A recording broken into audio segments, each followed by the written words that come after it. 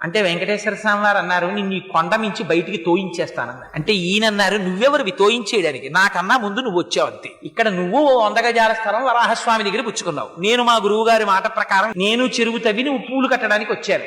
మిగిలిన వాళ్ళకి భగవంతుడు ఉంటాడేమో, నాకు భగవంతుడు రామానుజాచార్యుల వారి నాకు గురువు, ఆయనకి మాట ఇచ్చాను, నువ్వు వేసుకుంటే వేసుకోవాలి అతే మానే, ఇదిగో ఈ పూలదండలు తీసుకెళ్లి తలుపు గొళ్ళానికి పెట్టేస్తున్నానని వెళ్ళిపోతున్నారు. వెంకటేశ్వర స్వామి వారు పరిగెత్తుకొచ్చారు, ఈయన పరిగెత్తుకుపోతున్నారు, ఎదురొచ్చి పట్టుకున్నారు. అంత కోపం అయితే ఎలాగో అనంతాచార్యులు, నువ్వు ఎంత బాగా కడతావో, నీకు అసలు ఉన్న నిష్ట ఏమిటో చూద్దామని రమ్మన్నానోయ్ అని గట్టిగా కౌగిలించుకుని ఆయనతో 4 కులాసా కబుర్లు చెప్పి సంతోషపెట్టి పంపించారు. అనంతాచార్యుల వారి వైభవం అంటే ఏమిటో తెలుసా అండి?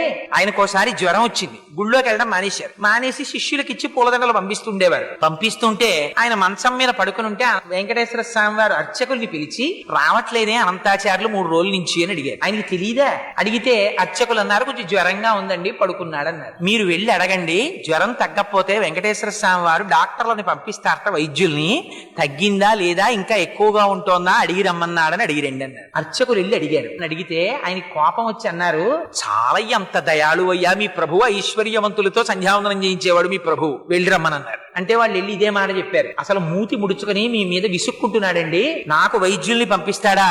అబ్బో అంత ఖాళీ దొరికింది ఏమిటి ఆయనకి, ఐశ్వర్యవంతులకి సంధ్యావందనం చేయించేవాడు, ఆయన నాకెందుకులే సేవ చేయడం అన్నారండి అన్నారు. అంటే వెంకటేశ్వర స్వామి వారు తనే బయలుదేరి వచ్చారు. వచ్చి, ఏమో అనంతాచార్యులు అనారోగ్యం తగ్గిందా అన్నారు. ఇటువైపు నుంచి అటువైపు తిరిగి పడుకున్నారు.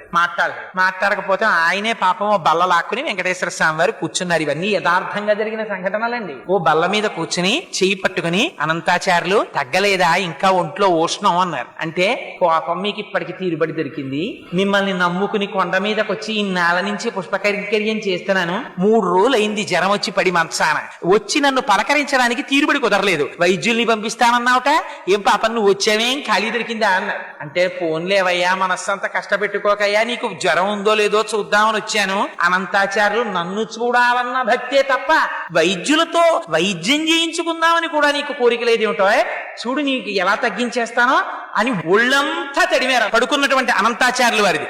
ఆయనకి జ్వరం అంతా తగ్గిపోయింది. లేచి నిలబడి గభాల కాళ్ళ మీద పడ్డారు. పడి, స్వామి అలకొచ్చేసింది, ఏం చెయ్యమంటారు, ఎప్పటి నుంచో ఈ శరీరానికి ఉండిపోయిన ఉద్రేకం, అహంకారం, మీరొచ్చినా కూడా అంత కోపంగా మాట్లాడాను, మీరు రాలేదని మనస్సులో ఉన్నటువంటి వ్యగ్రత చేత అలా మాట్లాడాను, మరోలా అనుకోకండి స్వామి, నన్ను క్షమించండి అని ఆయన కాళ్ళ మీద పడ్డారు. అనంతాచార్యులు, నిన్ను క్షమించడం ఏమిటో అని పొంగిపోయి కౌగిలించుకుని పాపం గుళ్ళోకి వెళ్ళారు వెంకటేశ్వర స్వామి వారు. ఇంకా విచిత్రం ఏమిటో తెలుసా అండి? ఒకసారి ఆయన చెట్ల దగ్గరికి వెళ్ళి పూలు కోస్తున్నారు అనంతాచార్యులు వారు. కోస్తుంటే ఆయన నాగుపాం వచ్చి కరిచేసింది. కరిచేస్తే నోటి వెంట నురగలు వస్తున్నాయి.